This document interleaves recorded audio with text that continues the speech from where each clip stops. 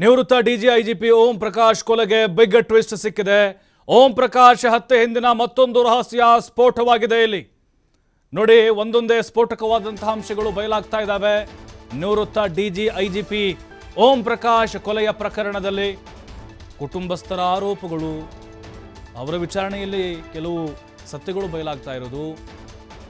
ಮತ್ತೊಂದು ಸತ್ಯ ಇದು. ಹತ್ಯೆ ಹಿಂದೆ ಪತ್ನಿ ಮಗಳೆಲ್ಲ PFI ಕೈವಾಡ ಇದೆಯಾ? ಮಾಜಿ ಡಿವೈಎಸ್ಪಿ ಅನುಪಮಾ ಶೆಣೈ ಗಂಭೀರ ಆರೋಪವನ್ನು ಮಾಡಿದ್ದಾರೆ.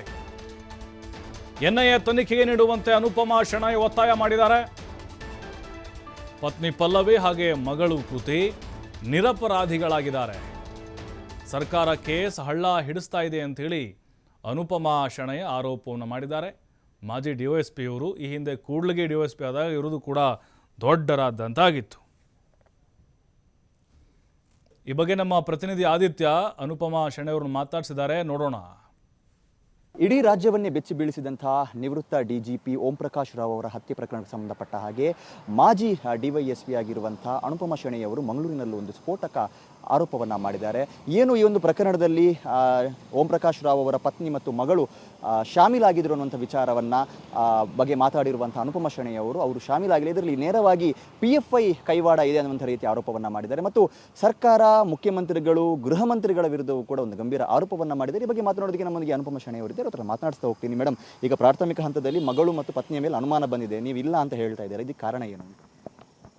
ಯಾಕಂತ ಹೇಳಿದರೆ ಪೊಲೀಸ್ ಇನ್ವೆಸ್ಟಿಗೇಷನಲ್ಲಿ ಅವರೇ ಆರೋಪಿ ಕೋರ್ಟಿಗೆ ಹೋದರೆ ಈ ಪ್ರಕರಣ ಆರೋಪಿಯೇ ಹೇಳಿದ ಮಾತಿಗೆ ಬೆಲೆ ಇರೋದಿಲ್ಲ.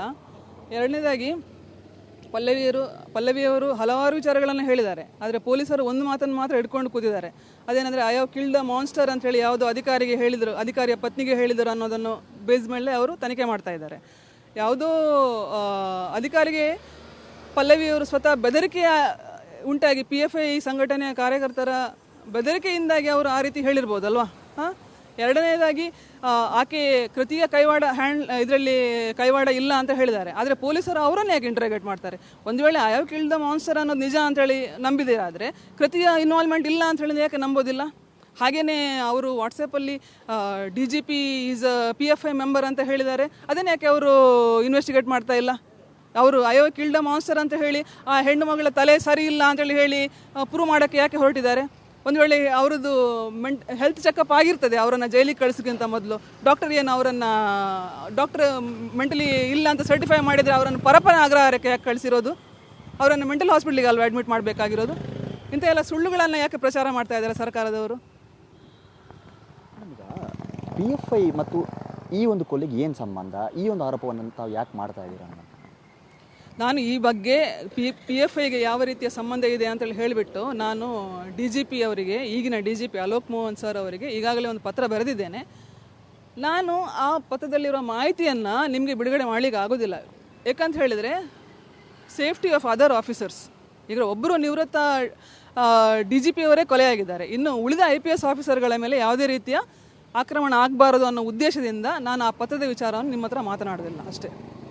ಆದರೆ ನಾನು ಒಂದು ಹೇಳಬೇಕು ಇಷ್ಟಪಡ್ತೇನೆ, ಏನಂತ ಹೇಳಿದರೆ, ನಾನು ಈ ಹಿಂದೆ ಕೂಡ್ಲಿಗೆಯಲ್ಲಿ ಇದ್ದಾಗ ಕೆಲವೊಂದು ಘಟನೆಗಳು ನಡೆದಾಗ ಆ ಘಟನೆಗಳ ಬಗ್ಗೆ ನೀವು ಆಗಲೇ ಆ್ಯಕ್ಷನ್ ತಗೊಳ್ತಾ ಇದ್ದರೆ ಇವತ್ತು DGP ಆ್ಯಂಡ್ IGP ಆಗಿದ್ದ ಇವರು ಓಂ ಪ್ರಕಾಶ್ ಅವರ ಹತ್ಯೆ ಆಗ್ತಾ ಇರಲಿಲ್ಲ. ಯಾವ ಘಟನೆಗಳು? ಯಾವ ಘಟನೆಗಳು? 2016ರಲ್ಲಿ ನಾನು ರಾಜೀನಾಮೆ ಕೊಡಲಿಕ್ಕೆ ಕಾರಣವಾದ, ಮತ್ತು ಅದಕ್ಕಿಂತ ಮೊದಲು ಒಂದು 6 ತಿಂಗಳು ಮೊದಲು ನನ್ನನ್ನು ಟ್ರಾನ್ಸ್ಫರ್ ಮಾಡಿದ್ದ ಕೆಲವು ಘಟನೆಗಳಿವೆ. ಆವಾಗ PT ಪರಮೇಶ್ವರ್ ನಾಯಕ್ ಅವರು ಒಂದು ಕೊಲೆ ಪ್ರಕರಣದಲ್ಲಿ ನಾನು ಆಕೆಯನ್ನು ವರ್ಗಾವಣೆ ಮಾಡಿದ್ದು ಅಂತ ಮೀಡಿಯಾದ ಮುಂದೆ ಹೇಳ್ಕೊಂಡಿದ್ದಾರೆ. ಸೊ ಆ ಕೊಲೆ ಪ್ರಕರಣದ ವಿಚಾರದಲ್ಲೇ ನನ್ನನ್ನು ಆಗ ವರ್ಗಾವಣೆ ಮಾಡಿದರು. ವರ್ಗಾವಣೆ ರದ್ದಾಯಿತು. ರದ್ದಾದ ವಿಚಾರದಲ್ಲಿ ಆನಂತರ ನನಗೆ ಕಿರುಕುಳ ಕೊಡಲಿಕ್ಕೆಲ್ಲ ಶುರು ಮಾಡಿದರು ಅಧಿಕಾರಿಗಳೆಲ್ಲ ಸೇರಿಬಿಟ್ಟು.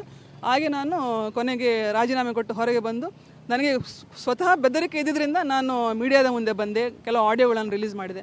ಬಟ್ ನನಗೆ ಕನೆಕ್ಷನ್ ಯಾವಾಗಲೂ ಅದು ಏನು ಅಂತೇಳಿ ಗೊತ್ತಾಗಲಿಲ್ಲ. ಆದರೆ ಪಲ್ಲವಿಯವರು ಆಗಲೇ ಇಂಥ ವಿಚಾರವನ್ನು DGPಗೆ ಇದ್ದ ಸಂಬಂಧವನ್ನು, PFI ಉಗ್ರರೊಂದಿಗೆ ಇದ್ದ ಸಂಬಂಧವನ್ನು ಹೇಳ್ತಾ ಇದ್ದರೆ ಪ್ರಾಯಶಃ ನಾನು ರಾಜೀನಾಮೆಯನ್ನು ಕೊಡಬೇಕಾಗಿ ಬರ್ತಾ ಇರಲಿಲ್ಲ.